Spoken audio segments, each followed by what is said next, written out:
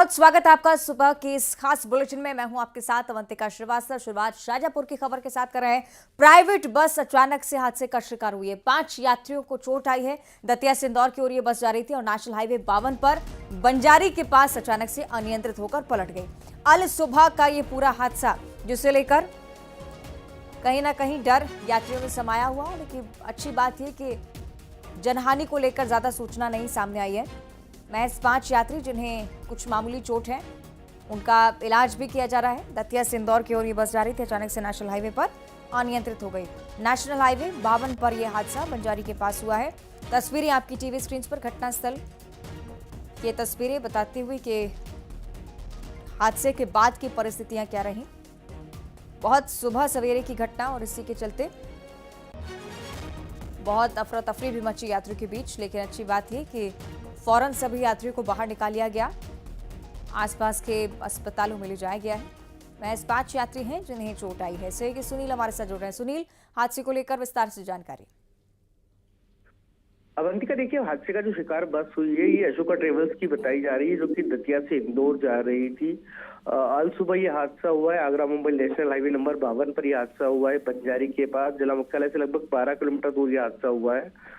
बताया जाता है कि तेज रफ्तार बस है अचानक अनियंत्रित हो गई। ड्राइवर ने अपना नियंत्रण खो दिया, उसके बाद बस पलटी खा गई। हालांकि राहत भरी बात यह रही कि इसमें सिर्फ 5 यात्रियों को मामूली चोटें आई है। इनमें से कुछ यात्रियों को मक्सी स्वास्थ्य केंद्र ले जाया गया था, जबकि कुछ यात्रियों को शाजापुर जिला अस्पताल लाया गया था। और जो 5 यात्री है उनका सामान्य उपचार के बाद शाजापुर जिला मुख्यालय से तो उन्हें रवाना कर दिया गया है। और जो जानकारी उसके मुताबिक 5 यात्रियों की स्थिति ठीक है और किसी को भी कोई गंभीर चोट इस पूरे हादसे में नहीं आई है। जी अवंतिका। ठीक है, चलिए, बहुत शुक्रिया आपका सुनील इस पूरी जानकारी के लिए। अच्छी बात यही है कि जनहानि को लेकर किसी प्रकार की कोई सूचना सामने नहीं आई है। जिस प्रकार की तस्वीरें चूंकि सामने आई है, ये बताती हैं कि बहुत गंभीर ये हादसा हो सकता था, लेकिन एक बड़ा हादसा टल गया।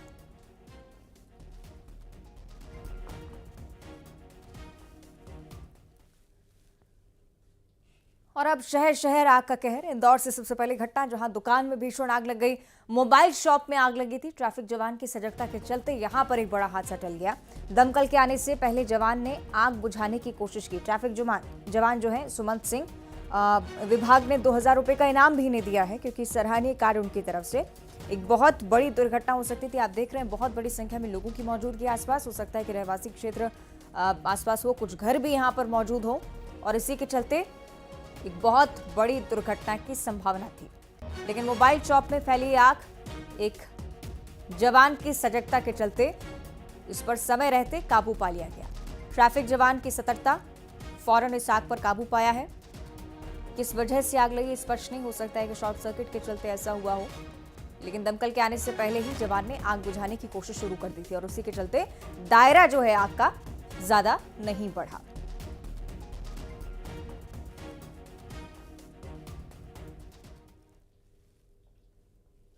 और इसी तरह से उज्जैन में एक भीषण आग की जानकारी सामने आई है। कबाड़ के गोदाम में अचानक से आग लग गई थी। हालांकि इस पर काबू पा लिया गया है, लेकिन काबू पाने से पहले का मंजर निश्चित ही डरा देने वाला। उन्हेल थाना क्षेत्र बताया गया है। कर्नावद रोड पर कबाड़ का गोदाम स्थित है। आगजनी में जनहानि की सूचना नहीं, लेकिन बहुत बड़े दायरे में आग फैली थी। उज्जैन की भी तस्वीरें आपको हम दिखा रहे हैं। कबाड़ का गोदाम था और इसीलिए आग पर काबू पाने में अच्छी खासी मशक्कत लगी है। कई सारे ज्वलनशील पदार्थ यहाँ पर थे, उन पर काबू पाने में खासी मशक्कत करनी पड़ी दमकल की टीम को। आसपास लोग मौजूद थे, उनकी तरफ से भी सहायता की गई और तब जाकर इस आग पर काबू पाया जा सका।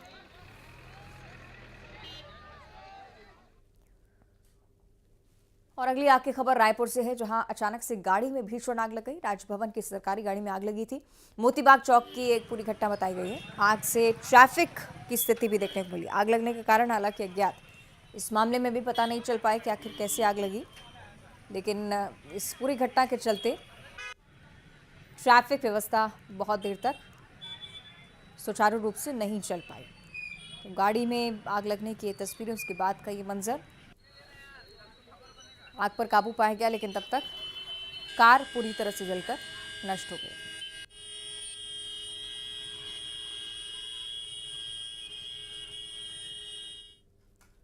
बात अब चिरमिरी का करेंगे, जहां पर चलती कार में अचानक से आग लगी। हालांकि सभी कार सवार समय रहते कार से बाहर आ गए, ड्राइवर की जान भी बाल बाल बची, क्योंकि हल्दीबाड़ी डोमन हिल मार्ग पर जैसे ही गाड़ी पहुंची अचानक से इसमें आग को लेकर सूचना मिली। स्थानीय लोगों की मदद से आग पर काबू पाया गया। अच्छी बात यह कि किसी प्रकार की जनहानि को लेकर सूचना सामने नहीं आई है। तो अलग अलग आगजनी की घटनाएं, चिरमिरी की भी घटना आप देखिए, घटनास्थल की तस्वीरें, आग के चलते पूरी तरह से वाहन जलकर नष्ट। ये तस्वीरें बयां करती हैं कि किस प्रकार की घटना रही। 4 शहर को लेकर हमने आपको जानकारी दी। चारों शहरों में आग का तांडव एक साथ देखने को मिला।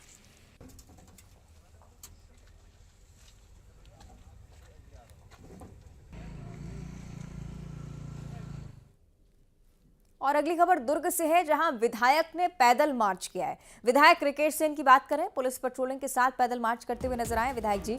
देर रात पावर हाउस की गलियों में घूमकर खुद स्थिति देखी है कि आखिर क्या चल रहा है जमीनी स्तर पर। विधायक रिकेश सेन करीब 8 किलोमीटर पैदल मार्च किया है। अपराधियों तक संदेश पहुंचाने का प्रयास भी आप कह सकते हैं। वैशाली नगर क्षेत्र में छात्र की हत्या के बाद से एक्शन में लगातार नजर आते हैं विधायक। आरोपी के घर निगम की टीम भी पहुंची और नोटिस भी पहुंच चुका है। जवाब नहीं मिलने पर बुलडोजर कार्रवाई भी होगी, ये बात भी पहले से ही मंच के जरिए भी स्पष्ट कर चुके हैं। और खुद भी जमीनी हकीकत समझने के लिए, जानने के लिए विधायक रिकेश सेन दुर्ग की सड़कों पर पैदल मार्च किया है। गश्त पर जब पुलिस के जवान निकले तो उनके साथ विधायक खुद पहुंचकर देखना चाहते थे कि आखिर जमीनी स्तर पर कानून व्यवस्था की क्या स्थिति है। आसपास मौजूद लोग जो रहवासी हैं, कहीं किसी प्रकार का खौफ तो नहीं है, ये भी पता लगाने का प्रयास, कहीं किसी प्रकार की समस्या तो नहीं है। विधायक रिकेश सिंह जो कि छात्र की मौत के बाद से ही लगातार सक्रियता बरत रहे हैं, लॉ एंड ऑर्डर को लेकर भी बहुत सख्त, और अब पैदल मार्च कर शहर में भी स्थिति समझने का प्रयास किया।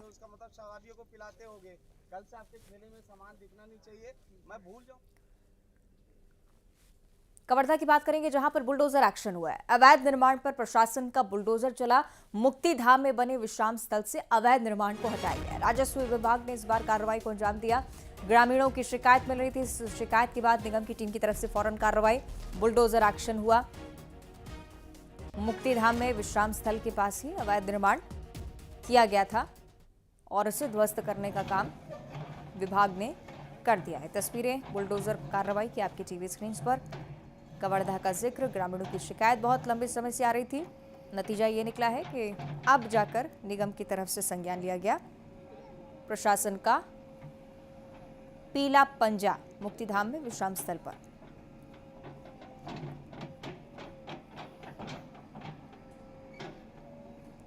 तो ये तस्वीरें हम आपको लगातार दिखा रहे हैं। बुलडोजर एक्शन को लेकर लगातार आप छत्तीसगढ़ में इस प्रकार की खबरें देखेंगे। एक अपराधियों के खिलाफ सख्ती बरती जा रही है और दूसरी तरफ अतिक्रमण के खिलाफ भी। सहयोगी मनीष जुड़ रहे हैं। मनीष, बताइएगा कितनी जरूरी ये कार्रवाई थी?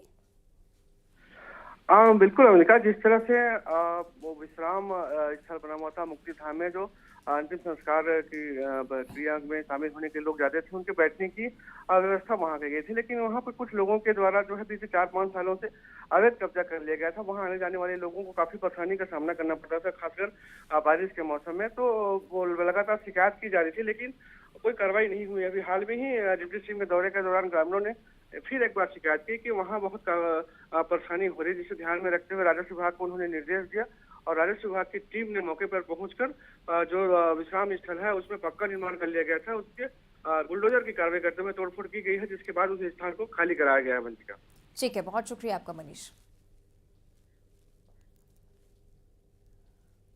और अगली खबर ग्वालियर शहर से जुड़ी हुई। स्वर्ण रेखा नदी मामले की सुनवाई आज होने वाली है। स्वर्ण रेखा नदी के सौंदर्यीकरण और कचरा निष्पादन की याचिका पर सुनवाई होगी। हाईकोर्ट के ग्वालियर बेंच में सुनवाई होनी है। नगर निगम डीएफओ स्मार्ट सिटी को पेश करनी है रिपोर्ट कि आखिर इसके सौंदर्यीकरण को लेकर अभी तक क्या किया गया है। पिछली सुनवाई में कोर्ट ने नगर निगम और डीएफओ को भी फटकार लगाई थी। आप जानते हैं, अगर आप ग्वालियर से हैं तो आप समझ सकते हैं कि कितना बड़ा ये मुद्दा शहर में रहा है सौंदर्यीकरण का। बहुत लगातार इस पर चर्चा। सहयोगी सुशील से हम समझ लेते हैं। सुशील, आज जवाब पेश करना होगा निगम को इसे लेकर? बिल्कुल, देखिए ग्वालियर हाईकोर्ट में आज स्वर्ण रेखा नदी के मामले की अहम सुनवाई होना है। इसमें स्वर्ण रेखा के सौंदर्यीकरण और इसका जो कचरा गंजा जल है उसका निस्तारण का मामला है। इसमें आज नगर निगम को डीएफओ को अपनी तरफ से रिपोर्ट पेश करना है, क्योंकि पिछली 2 सुनवाई में जो इन्होंने आधी अधूरी रिपोर्ट पेश की थी उसमें हाईकोर्ट ने फटकार लगाई थी। इन्हें ये बताना होगा कि आखिरकार इस सौंदर्यीकरण के तहत स्वर्ण रेखा नदी में कैसे साफ पानी लाया जाएगा, और जब शहर के 30 से ज्यादा नाले स्वर्ण रेखा नदी में मिल रहे हैं, उन नालों का वैकल्पिक क्या प्लान रहेगा सीवेज सिस्टम को लेकर। ये सारी डीपीआर विस्तृत रिपोर्ट जो है आज नगर निगम और डीएफओ को यहाँ पेश करनी है। और आज सुनवाई के बाद नगर निगम और हाई कोर्ट के बीच जो रिपोर्ट का आदान प्रदान होगा उसमें साफ हो पाएगा कि आखिरकार हाई कोर्ट इनकी रिपोर्ट से कितना संतुष्ट होता है, इनके प्लान से कितना संतुष्ट होता है। अन्यथा हाई कोर्ट आज फिर से डायरेक्शन इसमें जारी करेगा। लेकिन अहम बात है, क्योंकि 20 साल में करीब 450 करोड़ से ज्यादा का खर्चा स्वर्ण रेखा नदी के साफ पानी बहाने और इसके अलावा सौंदर्यीकरण को लेकर खर्च हो चुके हैं, लेकिन आज भी ये गंदे नाले में तब्दील है। तो ऐसे में ये आज की सुनवाई बहुत ऊपर भी ये बड़ा सवाल है कि सौंदर्यीकरण आखिर कैसे हो पाएगा इसका। बहुत शुक्रिया। और तमाम राज्यों के विधानसभा चुनाव आपने देख लिए। अब बारी लोकसभा चुनाव की, जिसकी तैयारियों में बीजेपी और कांग्रेस दोनों ही जुटे हुए हैं। दोनों ही दल अपनी अपनी रणनीति बनाने की तैयारी में। लोकसभा चुनाव में दोनों ही दल क्या कुछ नया कर सकते हैं, जानने के लिए हमारी खास रिपोर्ट देखिए।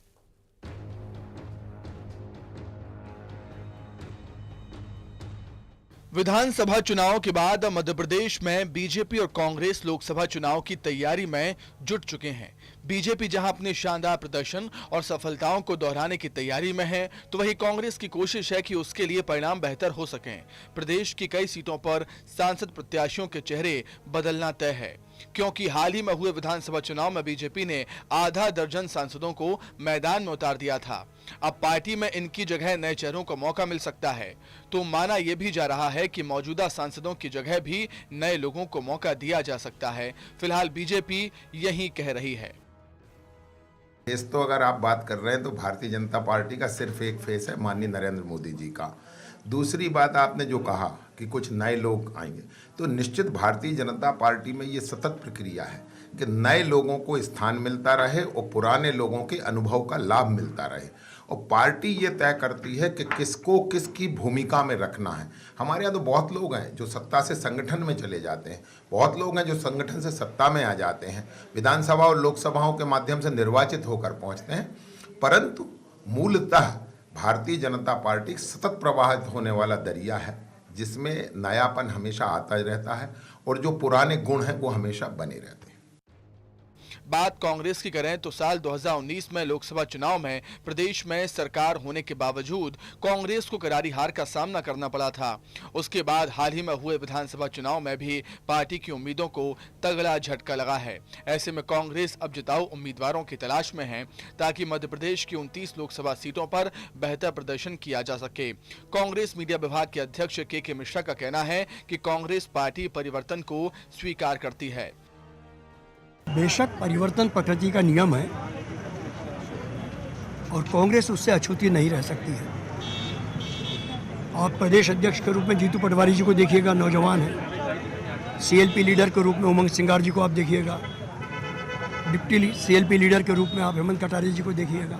तो ये वही तो संदेश है कि नौजवानों को उनकी पूरी समुचित सहभागिता मिले, उस दिशा में पार्टी चल रही है। बहरहाल बीजेपी में बड़े पैमाने पर बदलाव तय हैं, क्योंकि उसके कई सांसद विधानसभा चुनावों में जीतकर विधायक बन चुके हैं। जहां तक सवाल कांग्रेस का है, तो उनके लिए बड़े और कद्दावर नेताओं की अनदेखी करना जरा मुश्किल हो सकता है। फिलहाल दोनों ही पार्टियों के कई बड़े नेता अपनी अपनी जगह तलाशने में जुट गए हैं। Bureau report, news 18 Bhopal. तो एक तरफ लोकसभा चुनाव की चर्चाएं और दूसरी तरफ ग्वालियर चंबल अंचल में कांग्रेस को एक बार फिर से बड़ा झटका लगता है। 228 कांग्रेसियों ने बीजेपी का दामन थाम लिया है। पूर्व विधायक राकेश मावई की अगुवाई में भाजपा की सदस्यता इन तमाम कार्यकर्ताओं ने ली। उड्डयन मंत्री ज्योतिरादित्य सिंधिया ने सदस्यता दिलाई है। जयविलास पैलेस में कार्यक्रम था। सिंधिया ने भाजपा में आने वालों का स्वागत किया है। ग्वालियर का जिक्र कर रहे हैं, चंबल अंचल जहां पर 228 कांग्रेसी एक बार फिर से बीजेपी का दामन थामते हुए नजर आए हैं। इससे पहले भी आपने सिलसिला दिखाया, बहुत बड़ी संख्या में विधानसभा चुनाव के पहले भी पार्टी में दाखिल हुए अलग अलग पार्टियों से कार्यकर्ता। जयविलास पैलेस की तस्वीरें हैं, यहीं पर समारोह था। ज्योतिरादित्य सिंधिया आपको तस्वीरों में नजर आ रहे होंगे। इन तमाम कांग्रेसी नेताओं कार्यकर्ताओं को पार्टी में प्रवेश करवाया है। जैसे कि सुशील कौशिक जुड़ रहे हैं। सुशील, लगातार पार्टी की हालत और ज्यादा खस्ता होती हुई लोकसभा चुनाव से ठीक पहले। बिल्कुल, देखिए ग्वालियर चंबल अंचल में जब से सिंधिया ने कांग्रेस छोड़ी है तब से न सिर्फ मध्य प्रदेश में कांग्रेस की सत्ता चली गई थी, बल्कि ग्वालियर चंबल अंचल में तो कहें कांग्रेस लगातार जो है खाली होती जा रही है। कल ग्वालियर के चंबल इलाके से मुरैना के पूर्व विधायक राकेश मवई ने अपने करीब 228 से ज्यादा जो कांग्रेसी हैं, जिनमें कई कद्दावर कांग्रेसी है मुरैना के, उन्होंने भारतीय जनता पार्टी की सदस्यता ली है। ज्योतिरादित्य सिंधिया ने कल रात जयविलास महल में इन सभी का स्वागत किया और इन्हें भारतीय जनता पार्टी की सदस्यता दिलाई है। और राकेश मवई, जो कि अभी हाल ही में 2018 से 2023 तक कांग्रेस के विधायक रहे थे मुरैना से, उन्होंने करीब हफ्ते भर पहले ही कांग्रेस से छोड़ बीजेपी का दामन थामा था। तो अब राकेश मवई के साथ 228 और जो कांग्रेसी थे कद्दावर, उन्होंने कल रात भाजपा ज्वाइन करते हुए जयविलास पैलेस में उनका स्वागत सिंधिया ने किया है। और सिंधिया ने कहा कि अब कांग्रेस खत्म होने की कगार पर है और लगातार जो लोग कांग्रेस से मोहभंग होने के चलते भाजपा में आ रहे हैं और ये सिलसिला लोकसभा तक और जारी रहेगा। यानी अब ग्वालियर चंबल अंचल में कांग्रेस के लिए बड़े झटके वाली बात है कि बड़ी तादाद में इतने कांग्रेसी एक साथ भारतीय जनता पार्टी में गए और सिंधिया ने सभी का स्वागत किया। ये 4 लोकसभा की जो सीटें हैं ग्वालियर चंबल अंचल में, ये बहुत अहम है बीजेपी के लिए और ये लगातार जो है कांग्रेस अब परेशान होती जा रही है। ठीक है, बहुत शुक्रिया आपका सुशील।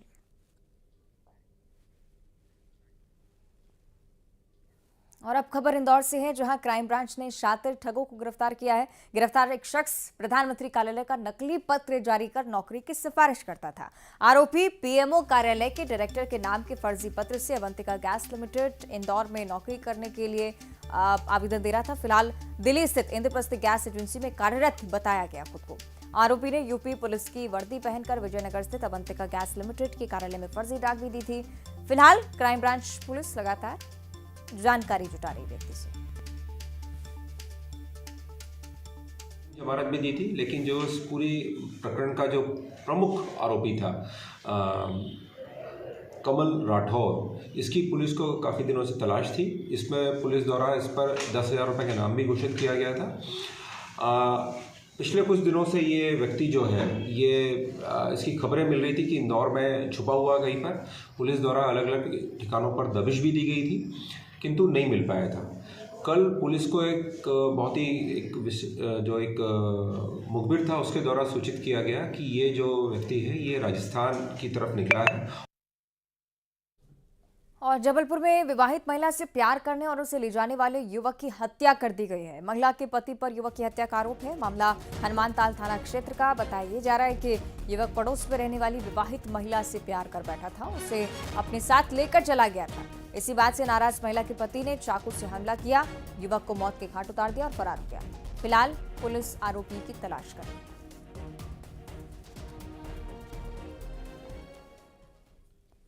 और मुंगेली का जिक्र करेंगे, जहां से चौंका देने वाला मामला सामने आया है। एक साथ 9 अधिकारियों के घर चोरी हुई है। ऑफिसर्स कॉलोनी के 9 घरों में चोरी की जानकारी। एसडीओपी फूड इंस्पेक्टर के घर पर चोरी, आरआई और पटवारी के घर पर भी ताले टूटे हैं। 9 अधिकारियों के घरों के ताले टूटे पाए गए। लोरमी पुलिस मामले की जांच में लगातार जुटी हुई।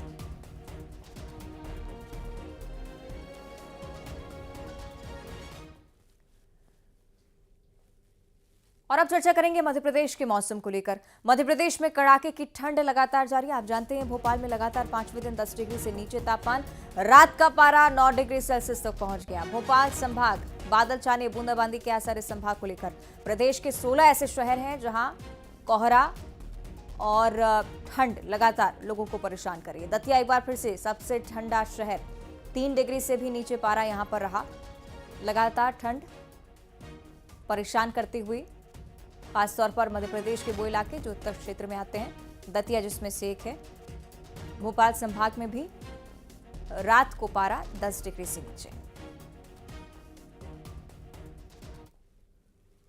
और ठंड का सितम ग्वालियर चंबल अंचल में भी जारी है। भीषण कोहरा है। सुबह 7 बजे की अगर बात करें तो विजिबिलिटी 10 मीटर से भी कम थी। सड़क, रेल, हवाई यातायात जिस पर ब्रेक लग चुका है, रफ्तार पूरी तरह से ढीली पड़ी हुई।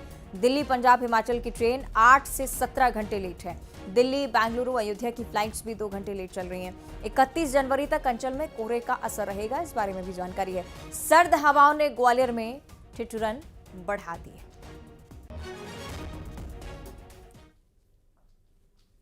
और ग्वालियर में ठंड को लेकर एक अप्रिय घटना भी सामने आई है। ट्रेन का इंतजार करते हुए यात्री की जान चली गई। कन्याकुमारी के सतीश बाबू की हार्ट अटैक से मौत हो गई है। 5 घंटे से केरला एक्सप्रेस का वो इंतजार कर रहे थे। दोस्त की शादी से वापस कन्याकुमारी लौट रहे थे।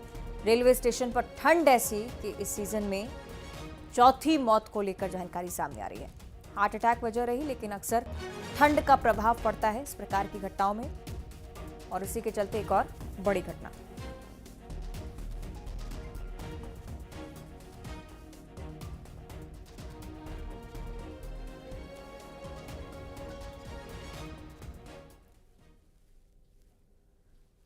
और अब देखिए 20 बड़ी खबर।